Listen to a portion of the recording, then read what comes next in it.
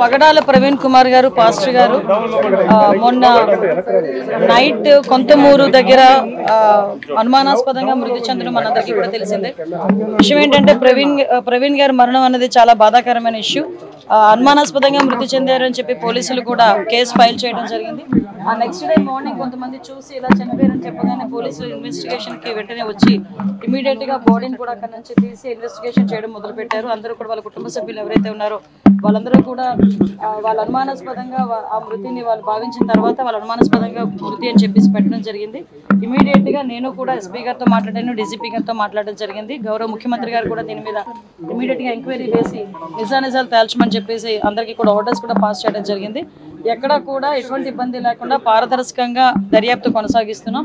Already post mortem కూడా ఈరోజు రాజమండ్రి అక్కడ జరుగుతుంది, రాజమండ్రిలో జరుగుతుంది పోస్ట్ మార్టం కూడా. సో ఎవరు కూడా దీని మీద ఎటువంటి అపోహలు పెట్టుకోవద్దు. డెఫినెట్గా ఏదైతే వాళ్ళు కోరారో క్రైస్తవ సంఘాలన్నీ కూడా చాలా మంది వచ్చి అక్కడ డిమాండ్ కూడా చేశారు. డెఫినెట్గా అన్ని కోణాల నుంచి కూడా దాన్ని మేము యాక్సిడెంట్గానే పరిగణించట్లేదు. అలాగే అన్ని కోణాల నుంచి కూడా దర్యాప్తు కొనసాగిస్తాము. నియర్ బై ఉన్న సీసీ క్యామ్స్ అన్నింటినీ కూడా పోలీసుల ఫుటేజ్ కూడా తీసుకుంటున్నారు. అదేవిధంగా టవర్ డంప్ని తీసుకుంటారు, సీడియాస్, ఆ నియర్ బై ఉన్న సీడియాస్ అవన్నీ కూడా తీసుకుంటున్నారు. అన్ని కోణాల్లోని కూడా ఎంక్వైరీ చేస్తున్నాం. ఒక టీంను కూడా దీనికి డిప్లాయ్ చేయడం జరిగింది. దీని మీద దయచేసి నేను ఏం చెప్తున్నానంటే ఇది మతపరమైన ఇష్యూ. దీని మేము చేసే పని డెఫినెట్గా చాలా ట్రాన్స్పరెంట్గా చేస్తున్నాం. దీని మీద ఎటువంటి అపోహలు పెట్టుకోవద్దని మనస్ఫూర్తిగా నేను తెలియజేస్తున్నానండి. దీని మీద ఎటువంటి రాజకీయాలు కూడా దీని మీద పని చేయకూడదని నేను కోరుకుంటున్నాను. ఎందుకంటే ఇది ఒక పాస్టర్ గారి తాలూకా మృతికి సంబంధించిన ఇష్యూ. దీన్ని మేము చాలా క్లారిటీగా క్లియర్గా దీన్ని ఎంక్వైరీ చేయడానికి కూడా మేము సిద్ధపడ్డాం. ఒక కమిటీని కూడా మేము ఫామ్ చేయడం జరిగింది. ఇమీడియట్గా అది ఏ రకంగా చనిపోయారు అన్నది కూడా ఈ నిజాలు కూడా అతి త్వరలోనే మీ అందరి ముందుకు పోలీస్ కమిటీ ఏర్పాటు చేసుకున్నాం.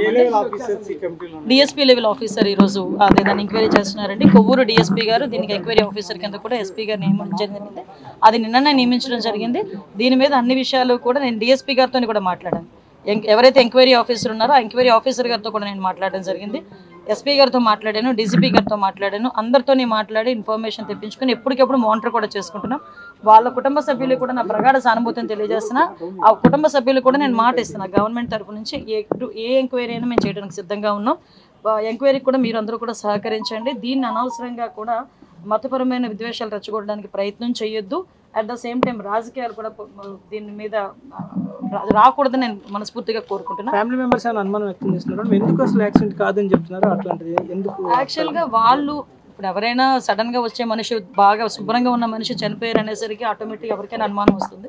అనుమానం కొద్ది కుటుంబ సభ్యులు చెప్పారు. దాన్ని మేము ఎప్పుడు తప్పు పట్టట్లేదు, ఎవరూ తప్పు పట్టట్లేదు. అన్ని కోణాల్లోని కూడా మనం దర్యాప్తు చేస్తాం. ఎందుకంటే నైట్ జరిగింది ఇది.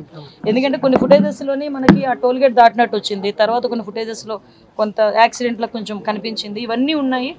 అందుకే మళ్ళీ చాలా క్లియర్గా చెప్తున్నామండి. ఓకే, నిజంగా యాక్సిడెంట్ అయినా అదేమైనా ఇంటెన్షనల్గా జరిగిందా లేకపోతే యాక్సిడెంటల్గా జరిగిందా యాక్సిడెంట్, ఇవన్నీ కొన్నాలోని కూడా దర్యాప్తు చేస్తున్నాం. దయచేసి ఎవరు ఎటువంటి అపోహలకి పడొద్దు.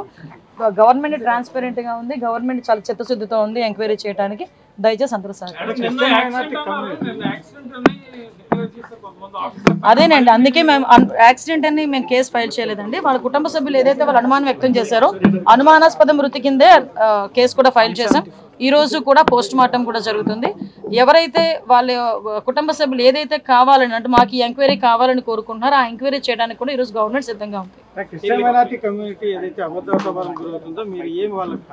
అభద్రతా భావం గురవటానికి ఎటువంటి స్కోప్ లేదండి. ఎందుకంటే నేను చెప్తున్నాను, ఈ రోజు అన్ని వర్గాల వారిని, అన్ని కులాల వారిని, అన్ని మతాల వారిని కూడా సమానంగా చూసే గవర్నమెంట్ ఎన్డీఏ గవర్నమెంట్. ఎవరికి అన్యాయం జరిగినా కూడా ఇమీడియట్ గా స్పందించే గుణం కలిగిన వ్యక్తి గౌరవ సీఎం గారు. సో అక్కడ ఎటువంటి అభద్రతా భావం అసలు అవసరం లేదని నేను చెప్తున్నానండి.